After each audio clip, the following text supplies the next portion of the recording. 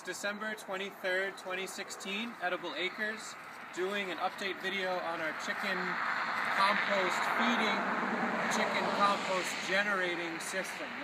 I'll make a bunch of links here to the first videos and the whole series, so check those out if you want to know more about what we're doing.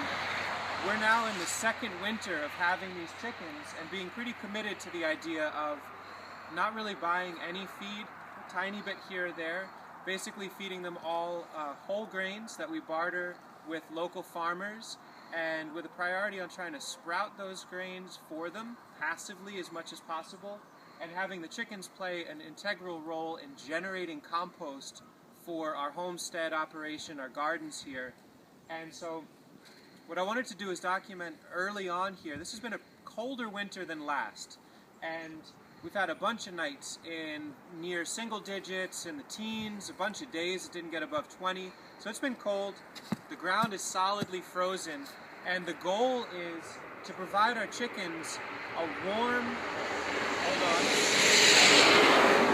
we live on a busy road, to provide our chickens a warm, moist place to be during the day so that they're outside, and to provide them a ton of sprouted grains. And the way we're doing that this winter, you can see there's a windrow behind me of predominantly leaves. And these are all from leaf bags that we collected throughout November.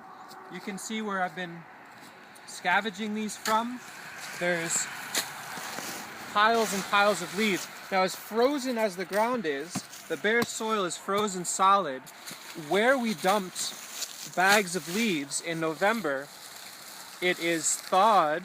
And not only is it thawed, but it's sprouted tons and tons of these grains. So there's wheat, there's barley, there's oats, there was some corn in here. You can see what we've done is as we threw the bags of leaves down, we threw the whole grains into this.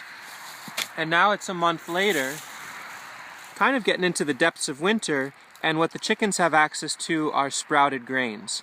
And what these do as well is draw up the earthworms and the fungal life, the macrophages, all the different things that the chickens really enjoy eating.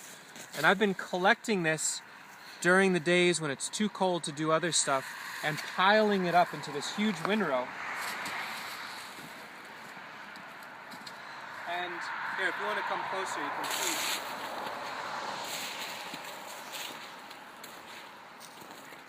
This is doing a ton of things. It's a real stacked function scenario. As cold as it is, the chickens have the ability to be outside all day, actively scratching and pecking. You saw that one just ate a sprout. It's one of their favorite foods are sprouts and earthworms. And this system makes it possible for them to be generating compost for us during the cold of the winter. You can see it's still just getting up to speed. In another week or two, this should be raging. This pile is only about a week old, and so it still has some thawing to do. But every time I turn it, the chickens have a place to come and interact with sprouted grain. It's almost like I taught them to do that, but nope, they taught me to do this. There's sprouted grain, there's some whole grain that hasn't sprouted yet. There's earthworms, here's a nice little one. You'll find that when the time is right. And as I turn this pile, they're getting their food and we're getting compost.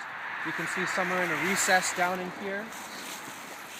And with some of the food, we barter for whole soy.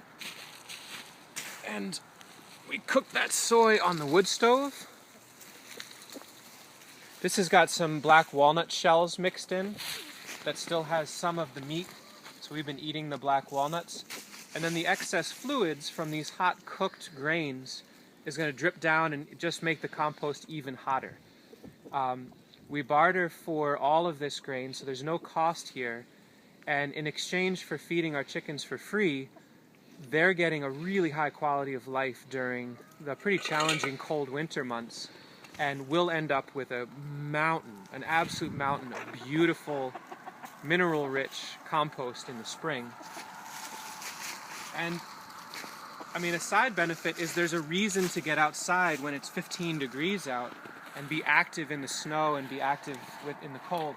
and to hang out with these chickens. So, and it's also, the windrow is designed in such a way to act as a windbreak for our coop. I'll do another video where we talk about, I don't want to make this too long, where we talk about how we winterize the coop so that it's warmer and more comfortable for them.